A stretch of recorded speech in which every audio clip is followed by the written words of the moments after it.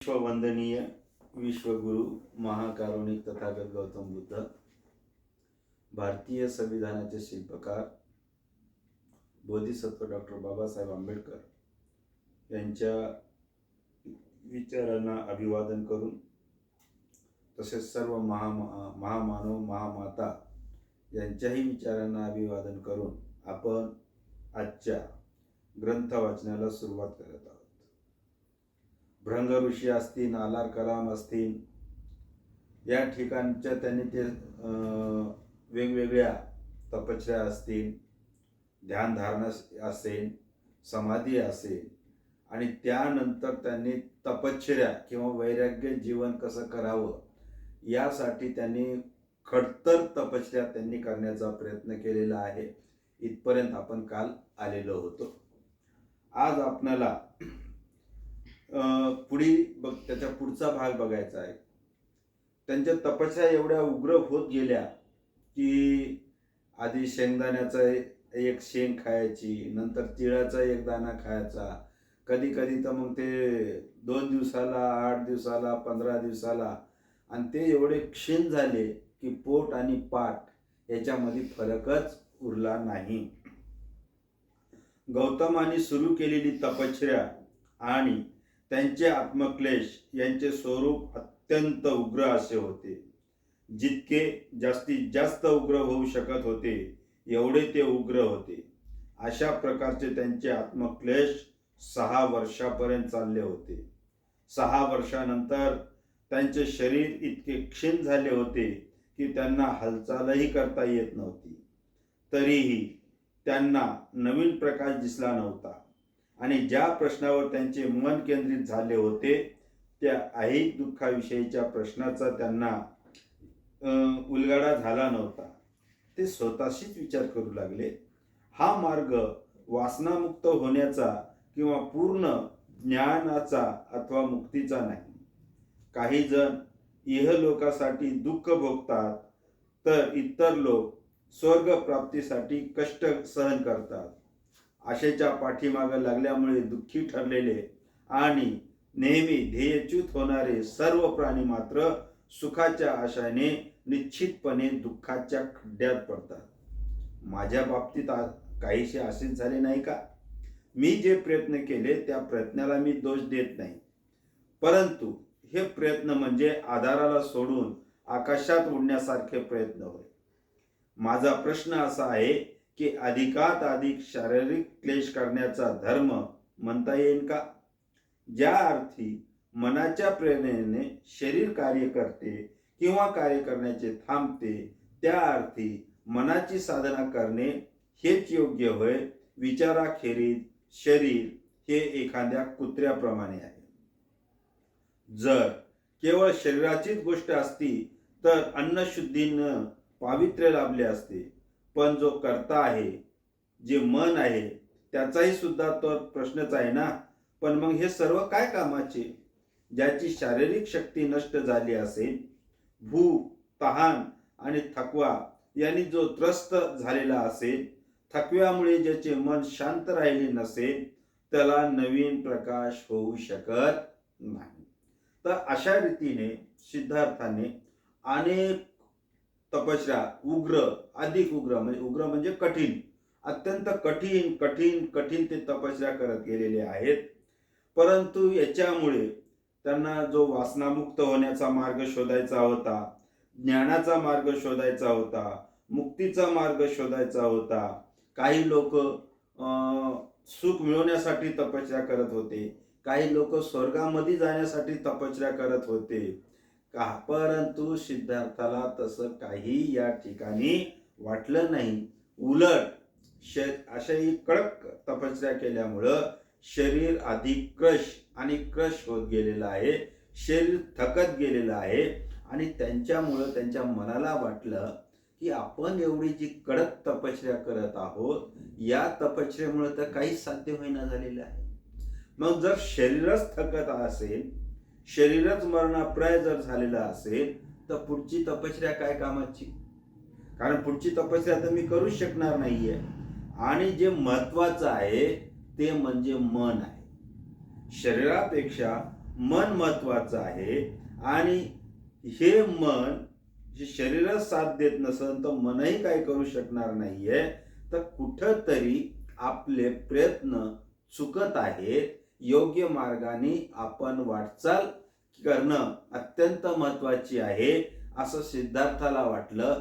शरीराला त्याग देऊन, शरीराला अत्यंत कष्ट देऊन कोणतंही ज्ञान आपणाला मिळणार नाही हे त्यांना 6 वर्षानंतर त्यांना लक्षात आलेलं आहे.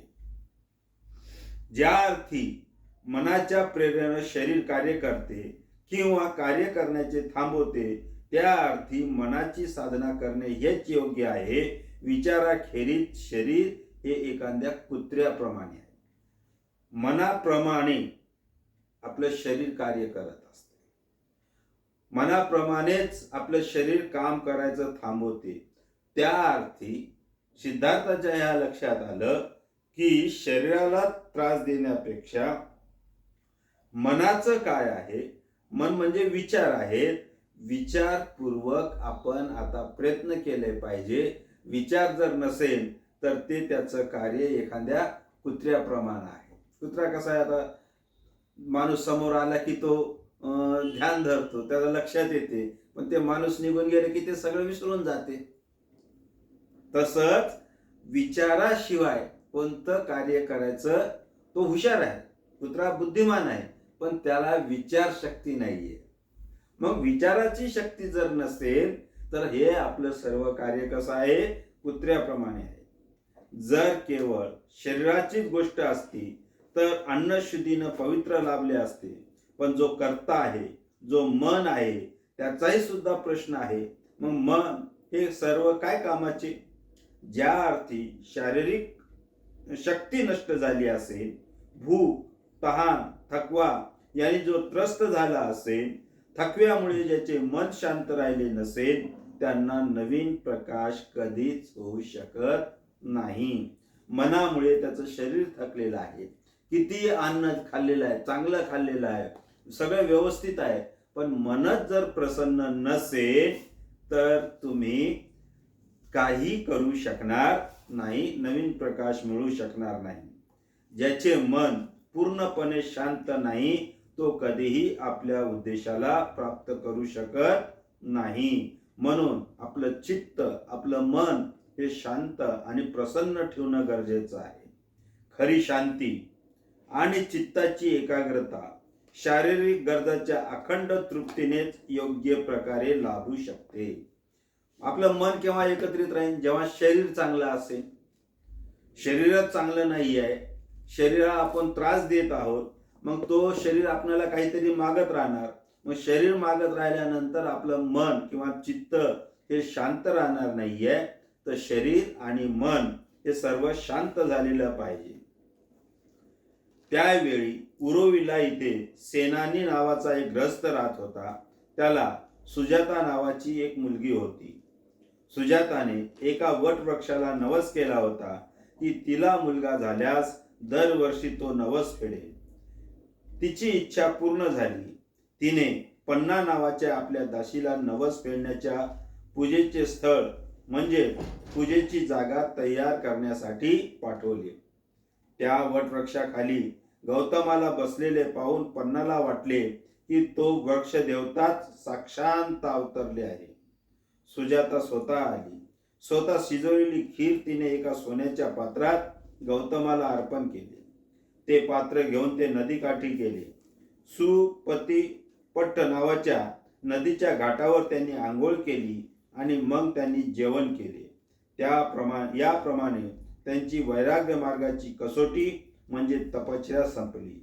तपश्चर्या आणि आत्मक्लेश यांचा गौतमाने त्याग केल्यामुळे त्याच्याबरोबर असलेले ते 5 तपस्वी त्याच्यावर रागावले आणि त्याचा तिरस्कार करून ते सोडून गेले. तर असे ही 6 वर्ष कडक तपश्चर्या करत होते.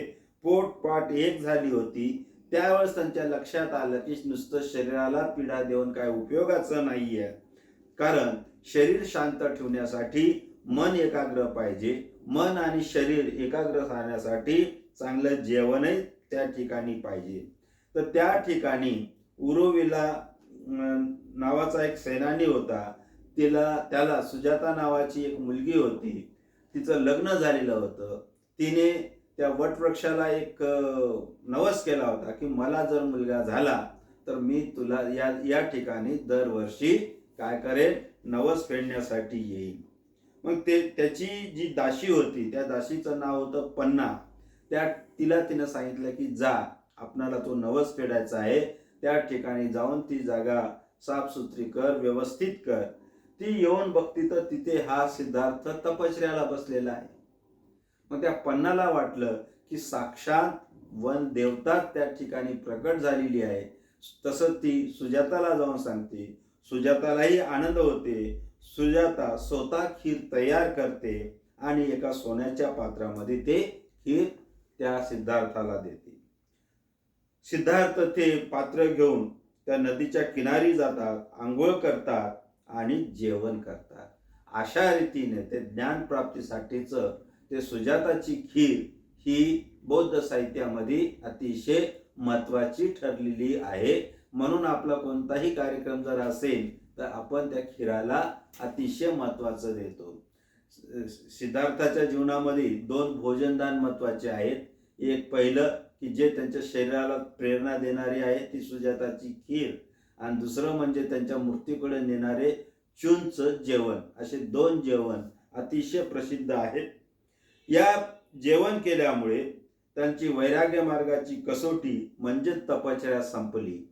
त्यांच्याबरोबरचे जे 5 साथीदार होते त्यांना मात्र राग आला. अरे, यांनी तपश्चर्या सोडून दिली. त्यांनी त्यांचा तिरस्कार केला आणि ते त्यांना सोडून निघून गेले. भाग 4, ज्ञान प्राप्ती आणि नव्या मार्गाची दृष्टी.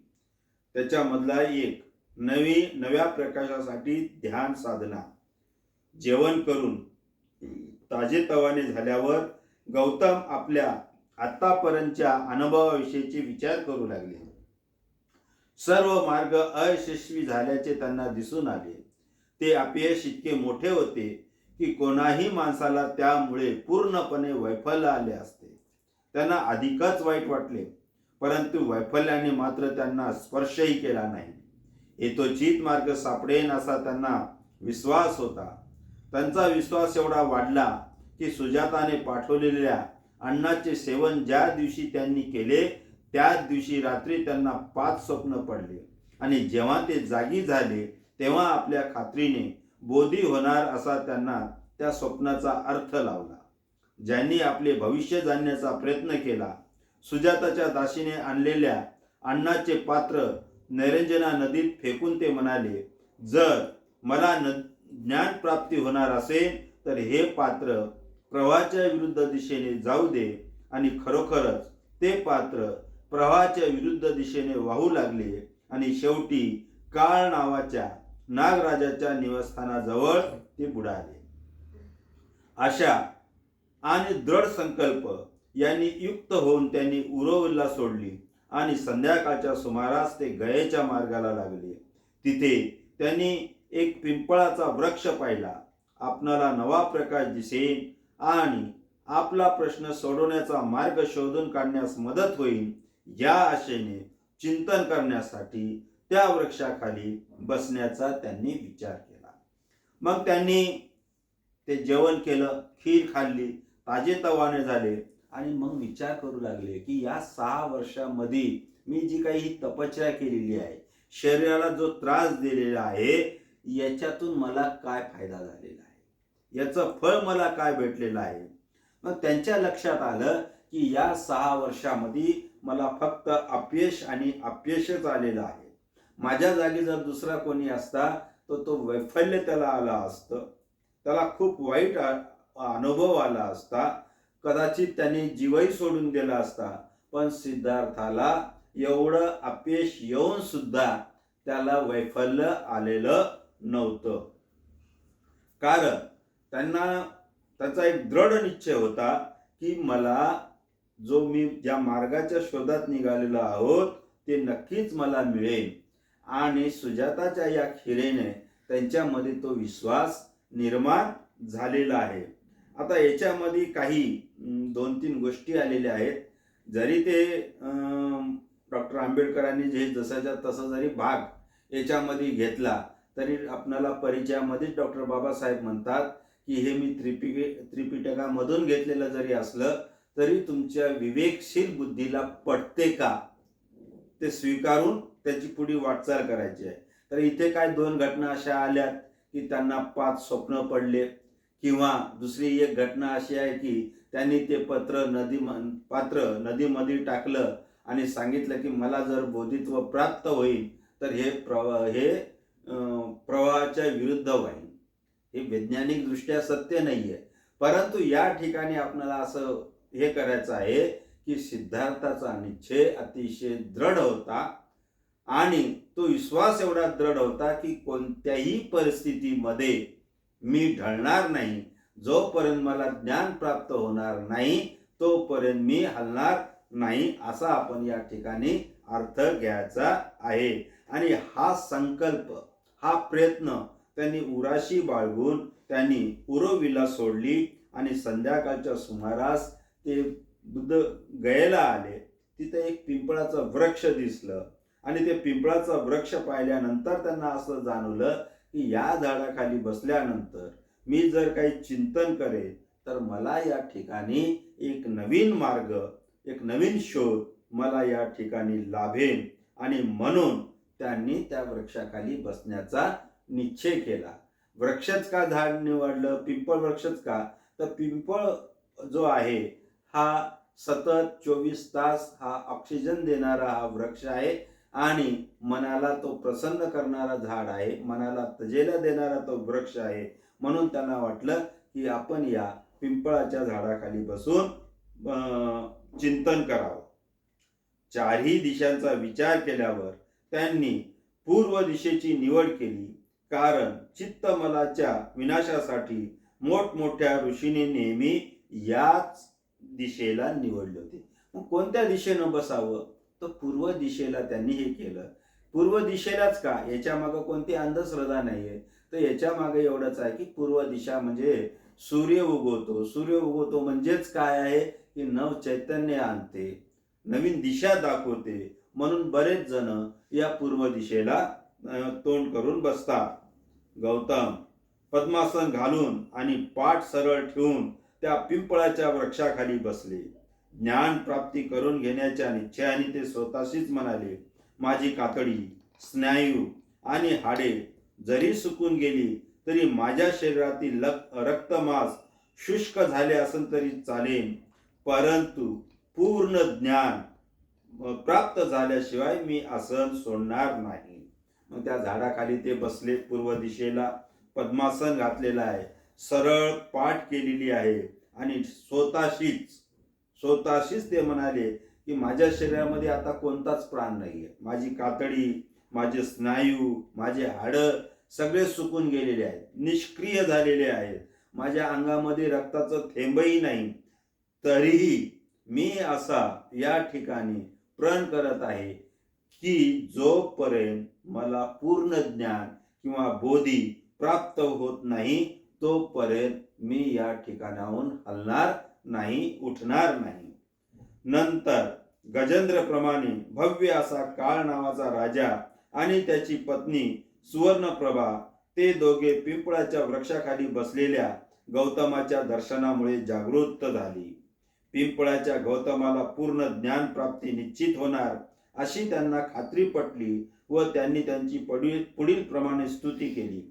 हे मुनी, ज्या अर्थी आपल्या चरणाने दाबलेली पृथ्वी पुन्हा पुन्हा निनादत आहे, आपले तेज सूर्याप्रमाणे प्रकाशित आहे, त्या अर्थी आपण नक्कीच बुद्ध होणार. हे कमलनयना, ज्या अर्थी आकाशातील पक्ष देखील आपणाला आदराने वंदन करत आहेत, कारण आकाशात मंद मंद वायुलहरी वाहत आहेत, त्या अर्थी देखील आपण नक्कीच बुद्ध होणार. चिंतनासाठी ते जेव्हा बसले तेव्हा वाईट विचार आणि वाईट वासना, ज्यांना शास्त्रामध्ये मारपुत्र म्हटले आहे, त्यांनी त्याच्यावर मनावर आक्रमण केले. माराची ही मुले आपल्याला पराभूत करण्याच्या हेतूने निष्फळ करतील की काय अशी गौतमाला भीती वाटली. दुष्ट वासनाबरोबर होणाऱ्या या झगड्यात अनेक ऋषी आणि ब्राह्मण बळी पडलेले होते हे त्यांना माहीत होते. म्हणून आपले सगळे धैर्य एकवटून ते म्हणाले, हे मार, माझ्यामध्ये श्रद्धा आहे, माझ्यामध्ये शौर्य आहे, माझ्यामध्ये प्रज्ञा आहे. हे मार, हे दुष्ट वासनानो, माझा पराभव कसा करू शकाल? कदाचित नद्याचे प्रवाह वाऱ्यामुळे कोरडे पडू शकतील, पण माझा निश्चय ढासळविणे तुम्हाला शक्य नाही. पराजित होऊन जिवंत राहण्यापेक्षा संयमात मरण पत्करणे मला अधिक श्रेयस्कर वाटेल.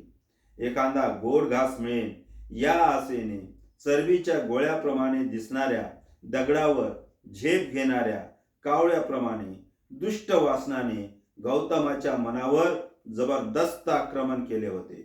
जेव्हा कावळ्याला कुठेही कसलेही गोड पदार्थ न आढळल्यामुळे तो तिथून निघून जातो, त्याचप्रमाणे दुष्ट वासनाही निराशाने गौतमाला सोडून दिले. तर अशा रीतीने गौतम त्या ठिकाणी त्या झाडाखाली बसलेला आहे. आता इथे एखाद्या गोष्टीचं काय म्हणतात त्याला प्राबल्य दाखवण्यासाठी अनेक चमत्कारिक पद्धती दाखवण्याचा एक प्रथा आहे. म्हणजे पण याच्यामध्ये आपण असं विसरून जातो की त्या पुरुषांचे प्रयत्न, त्या महामानवाचे प्रयत्न आपण कुठेतरी कमी करण्याचा प्रयत्न करतो. आता हे तर झालं 2600 वर्षापूर्वीचं. 400 वर्षापूर्वीचं उदाहरण घ्या. शिवाजी महाराजांनी एवढ्या पराक्रम केले, शिवाजी महाराजांनी अनेक लढाया जिंकलेल्या आहेत. ते सर्व करत असताना त्यांनी कोणती रात्र निवडलेली आहे? अमावस्याची रात्र निवडलेली आहे. म्हणजे या ठिकाणी त्यांनी अंधश्रद्धेला थारा दिलेला नाहीये.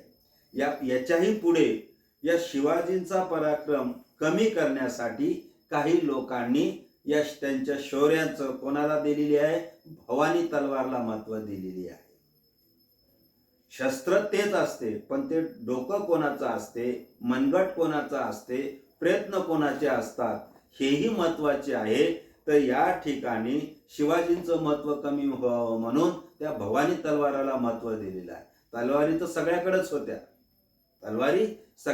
होत्या, पण त्याच्या मागचं जे नियोजन असते ते नियोजन फक्त शिवाजी महाराजाकडे होते. बुद्धाच्या अगोदर अनेक महापुरुषांनी तपश्चर्या केलेल्या आहेत. बुद्धाच्या अगोदर अनेक ऋषींनी तपश्चर्या केलेल्या आहेत. मग बुद्धालाच हे कसं काय यश मिळालेलं आहे? मग याच्यासाठी बुद्धाला त्याचं हे कमी करण्यासाठी मग ते हत्तीचे उदाहरण आले, वायुलहरी आल्या, हे ठीक आहे, चमत्कारिक आहे. परंतु याच्यामध्ये बुद्धाचं प्रयत्न, बुद्धाची शिस्त, बुद्धाचं जे एकाग्रचित्त आहे ते कुठेही कमी होऊ शकत नाही.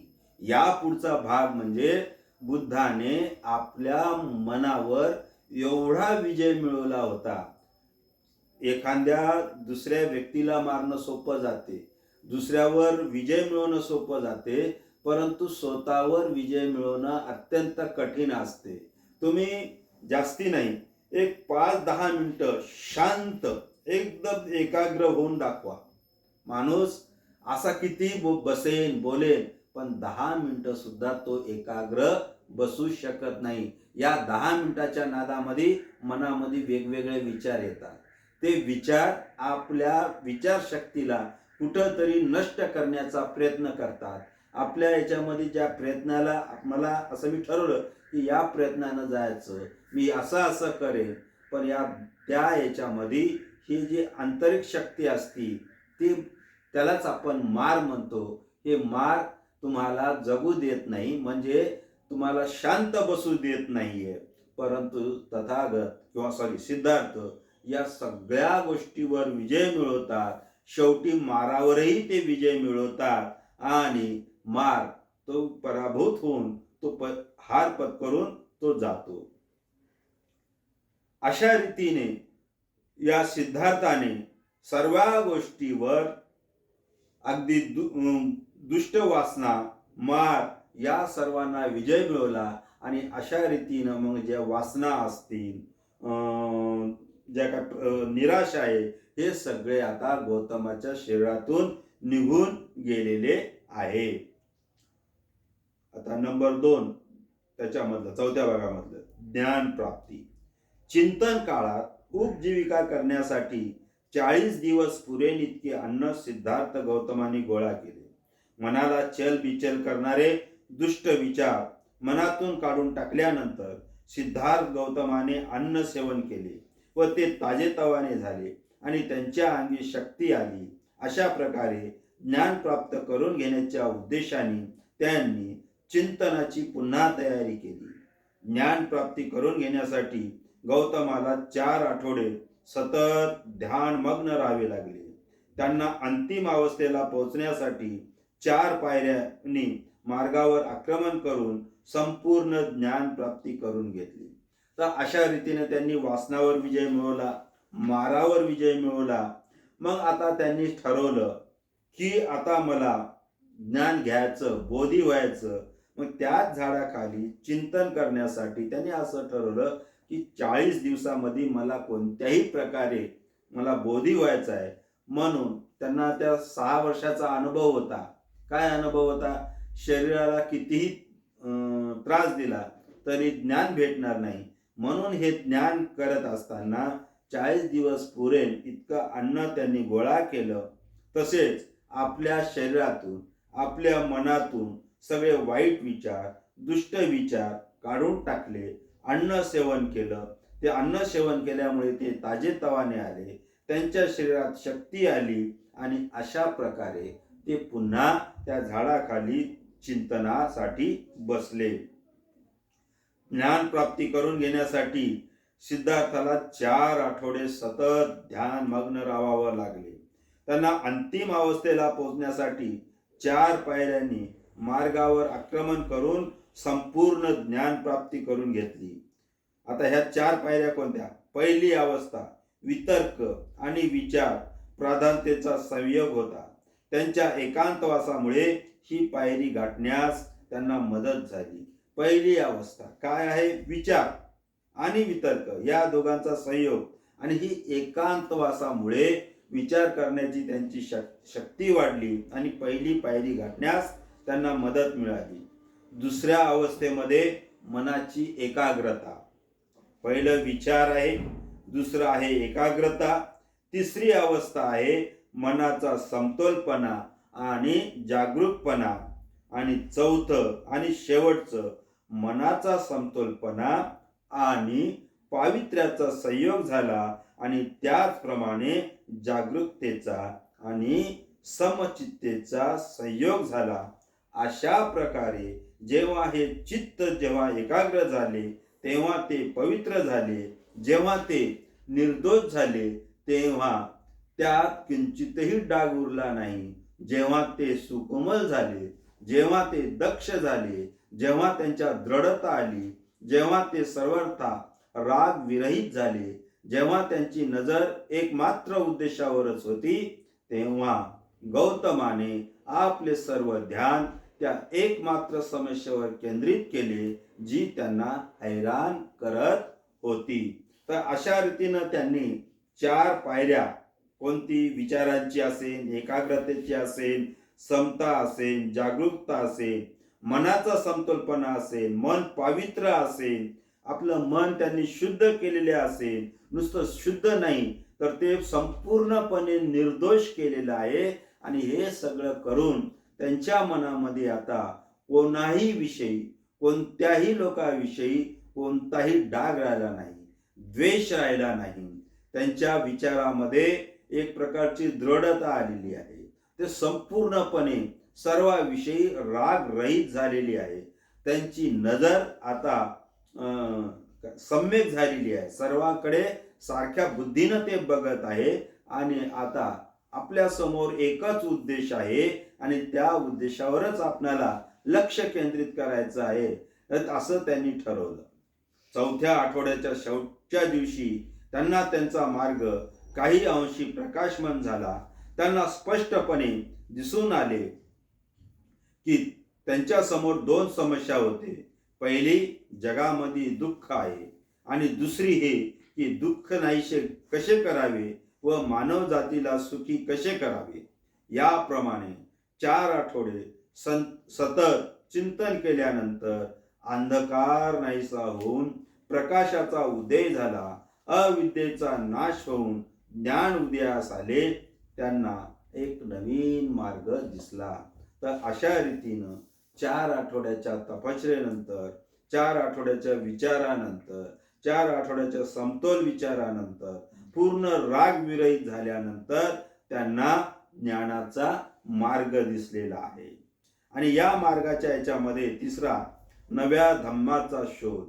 सिद्धार्थ गौतम जेव्हा चिंतनास बसले तेव्हा त्यांच्या मनावर सांख्य तत्वज्ञानाचा बराच प्रभाव होता. त्यांच्या मते जगातील व्यथा आणि दुःख यांचे अस्तित्व ही एक निर्वाद वस्तुस्थिती होती. तथापि दुःख नाहीसे करावे हे जाणण्यास सिद्धार्थ गौतम उत्सुक होते. सांख्य तत्वज्ञानाकडे या प्रश्नाचे उत्तरच नव्हते. म्हणून दुःख नाहीसे कसे करावे या प्रश्नावर त्यांनी आपले चित्त केंद्रित केले. स्वाभाविकपणे त्यांनी स्वतःला पहिला प्रश्न विचारला, तो असा की ती कोणती कारणे आहेत, ते कोणते हेतू आहेत ज्यामुळे व्यक्तिमात्राला दुःख भोगावे लागते. त्यांचा दुसरा प्रश्न असा होता की दुःखाचा नाश कसा करता येईल. या दोन्ही प्रश्नाचे बिनचूक उत्तर त्याला मिळाले. त्यालाच सम्यक संबोधी म्हणतात. याच कारणामुळे त्या पिंपळाच्या वृक्षाला ज्याच्या खाली बसून त्यांना सम्यक संबोधी प्राप्त झाली त्याला बोधी वृक्ष असे नाव मिळालेले आहे. मग सिद्धार्थ गौतम जेव्हा चिंतनाला बसलेले आहेत त्यावेळेस त्यांच्या मनावर त्या अलार कलामच्या सांख्य तत्वज्ञानाचा बराचसा प्रभाव होता. त्यांच्या मते जगातील व्यथा आणि दुःख यांचे अस्तित्व हे एक वस्तुस्थिती आहे. परंतु या 4 आठवड्याच्या काळामध्ये हे दुःख नाहीसे कसं करावं याच्यासाठी ते उत्सुक होतं. परंतु ते सांख्य तत्वज्ञानामध्ये त्याचं उत्तर नव्हतं. म्हणून हे दुःख कसं नाहीसं करता येईल याच्यावर त्यांनी आपलं लक्ष केंद्रित केलं आणि स्वतःलाच त्यांनी प्रश्न विचारायला सुरुवात केली. काय की बाबा हे दुःख नाहीसे कसं करावं यावर त्यांनी संपूर्ण लक्ष केंद्रित केलं. स्वाभाविकपणे त्यांनी स्वतःलाच पहिला प्रश्न विचारला की कोणती कारणं आहेत, ते कोणते हेतू आहेत की मनुष्य हा दुःखी होतो. हे दुःखी होण्याचे कोणते कोणते कारण आहेत. बरं, तो दुःखी झाला तर ते दुःखी दूर करण्याचे कोणते कारण आहेत, ते उपाय कोणते आहेत याचाही त्याला विचार केला आणि या दोन्ही प्रश्नाचे त्याला उत्तर त्या ठिकाणी त्याला मिळाले. आणि अशा रीतीने हा सिद्धार्थाचा सम्यक संबोधी त्या ठिकाणी झाला. आणि ज्या ठिकाणी हे सम्यक संबोधित्व त्यांना प्राप्त झालं त्या झाडाखाली जे प्राप्त झालं त्या पिंपळाला बोधी वृक्ष हे नाव प्राप्त झालेलं आहे. तर अशा रीतीनं या साध्या सिद्धार्थाचा सम्यक संबोधी हे झालेला आहे. या इथपर्यंतचा भाग आपण आज बघूया. पुढचा भाग नंतर बघूया, म्हणजे उद्या बघूया. धन्यवाद. जय भीम, जय श्री.